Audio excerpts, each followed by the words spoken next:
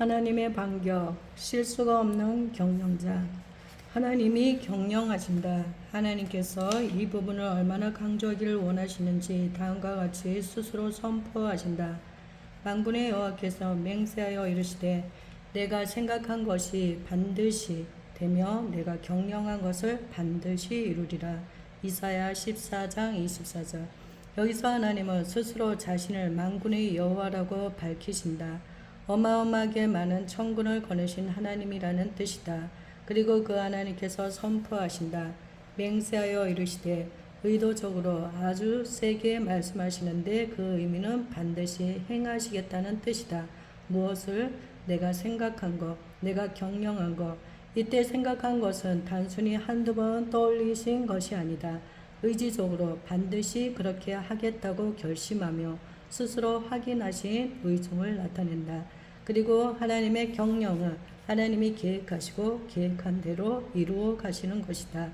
즉 하나님은 이 세상을 분명한 의지를 가지고 계획하시고 그것을 잊지 않으시고 스스로 확인하시며 이루실 때까지 멈추지 않는 분이라는 뜻이다. 지금 우리의 눈에는 잠시 어떤 특정 국가가 원하는 대로 되는 것 같고 나라의 군세와 위정자들이 마음대로 다 하는 것 같아 보이지만 실상은 하나님이 세상을 경영하신다. 그분은 나라를 세우기도 허물기도 하시고 왕과 통치자를 세우기도 폐하기도 하시는 분이시다. 그분은 오래전 이미 세우신 계획에 따라 한치의 오차도 없이 그 일을 진행하신다. 그러니까 상황과 환경에 마음과 생각을 빼앗기지 말라. 아무 힘도 능력도 없이 상황 한가운데 던져진 것 같은 나 자신에게 매어있지 말라. 창세전부터 작정하신 뜻대로 세상을 경영하시는 하나님 그분에게만 집중하라. 그래야 마음과 생각을 지켜 낭망하거나 좌절하지 않고 하나님의 행하실 일에 대해 확신과 담대함을 가지고 끝까지 따라갈 수 있다. 하나님의 세계 경영 이사야를 불러 높이 들린 보좌와 그 가운데 자정하시고 세상을 경영하시는 하나님을 먼저 보도록 하신 이유도 이 때문이다. 나라는 둘로 분열되어 타락해 간다. 기업을 부르짖으며 일어난 왕은 죽었고 강대국의 아수르가 일어나 위협한다. 그러나 하나님께서 말씀하신다. 내가 경영한다. 그리고 하나님께서 어떻게 세상을 경영하실지 마치 파노라마처럼 이사야 앞에 펼쳐서 보여주시며 말씀하신다. 북왕국 이스라엘과 남왕국 유다를 괴롭혔던 아람인 수리아는 결국 멸망한다. 왜? 그리고 어떻게? 하나님의 백성을 건드렸기 때문이다. 하나님은 아수르를 통해 아람인 수리아를 멸망시키기로 결정하시고 732년에 그대로 행하신다.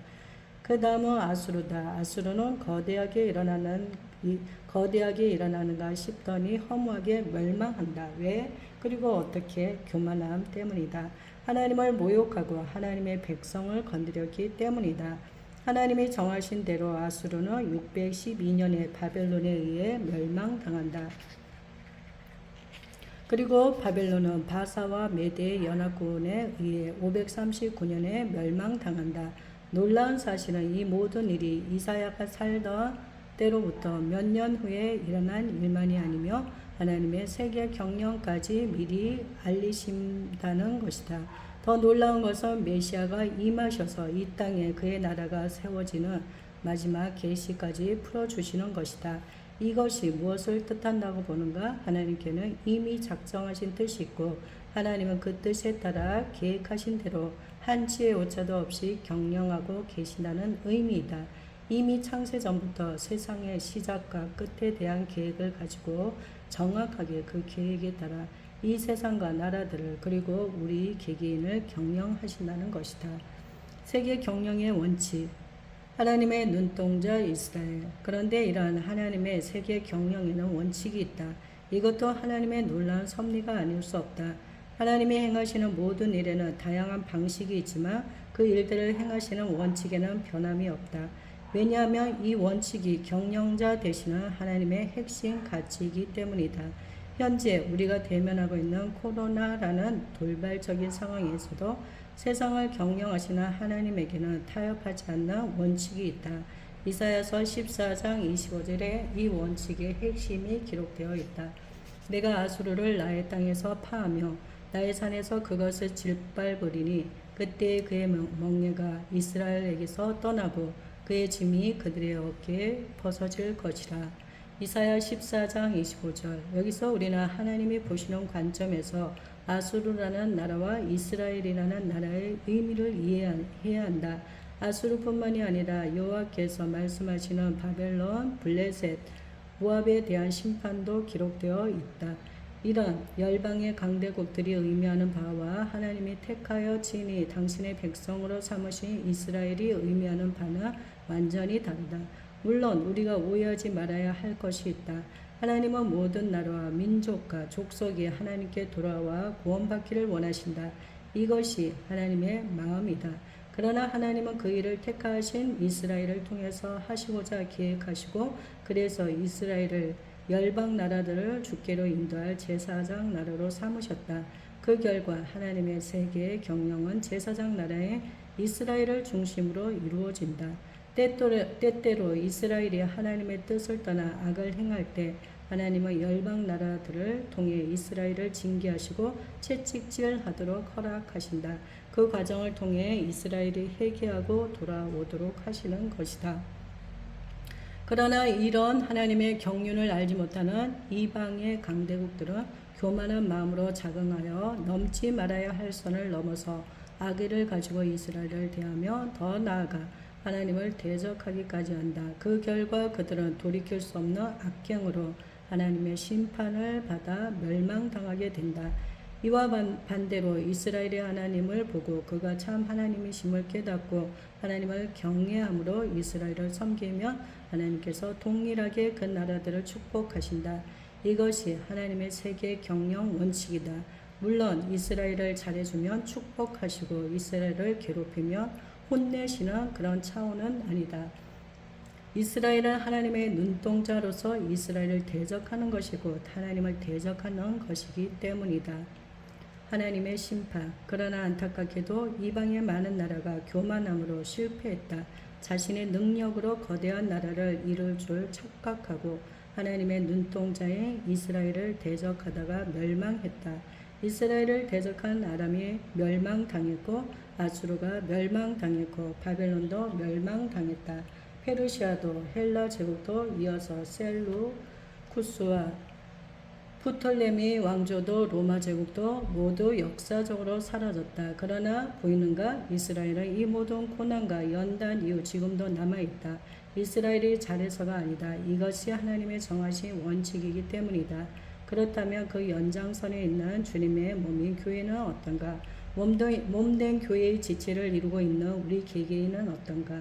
마찬가지다. 지금 하나님이 행하시는 세계 경영은 당신의 몸된 교회를 징계하시고 채찍질하시는 것이다. 그 통로로 나라의 위정자들을 쓰시고 코로나라는 질병도 허용하신다. 주님의 몸인 교회가 그분이 원하시는 모습으로 회복되도록 하기 위해서다. 만약 이것이 없다면 교회도 개인도 하나님께 버림받을 것이다. 주께서 그 사랑하시는 자를 징계하시고 그가 받아들이시는 아들마다 채찍질하심이라 하였으니 너희가 참음은 징계를 받기 위함이라. 하나님의 아들과 같이 너희를 대우하시나니 어찌 아버지가 징계하지 않는 아들이 있으리요. 징계는 다 받는 것이거늘 너희에게 없으면 사생자여 친아들이 아니니라. 히브리서 12장 6절에서 8절. 그러면 하나님의 하나님의 뜻대로 징계가 끝나면 징계의 도구가 되었던 자들은 어떻게 되겠는가? 자신의 힘과 능력으로 원하는 대로 할 수 있다고 착각하고 주님의 몸인 교회와 성도들을 향하여 채찍과 칼을 들이대던 나라와 권세들은 하나님께서 반드시 심판하신다. 우리에게는 하나님의 징계와 채찍질이 연단이지만 악의로 하나님을 대적하고자 몸된 교회를 핍박한 나라와 권세들은 반드시 심판당한다. 2000년의 기독교 역사를 봐도 그렇다. 교회를 향해 칼을 겨누고 살아남은 나라와 사상과 통치자와 권세는 없었다. 이것이 세상을 경영하시는 하나님의 경영 원칙이다. 안타깝게도 하나님을 믿지 않는 세상의 위정자들과 통치자들은 이 사실을 모른다. 그래서 마치 자신들에게 힘과 권세가 영원히 있을 줄 알고 착각하지만 잠시 주어진 것뿐이다. 마지막은 반드시 선악과 행한 모든 것에 대한 책임을 묻고 심판하신다. 다시 강조하고 싶다. 2000년의 역사 가운데 교회를 핍박하고 살아남은 권세가 있는가? 없다. 이 두려운 하나님의 경영 원칙을 반드시 기억해야 한다. 마찬가지로 이 분명한 하나님의 세계 경영 원칙을 믿고 있는 교회들은 쉬이 낭망하거나 분노해서는 안 된다. 물론 이론과 현실에서 오는 체감이 다르다는 사실은 인정한다. 그러나 이 원칙이 분명하다면 우리도 주님처럼 장차 우리에게 나타날 영광을 위하여 현재의 고난을 넉넉히 이길 수 있다. 오히려 그 과정들을 통하여 우리 자신을 경영자 되시는 하나님의 의중과 뜻에 따라 거룩한 씨로 준비하는 일에 더 집중해야 한다.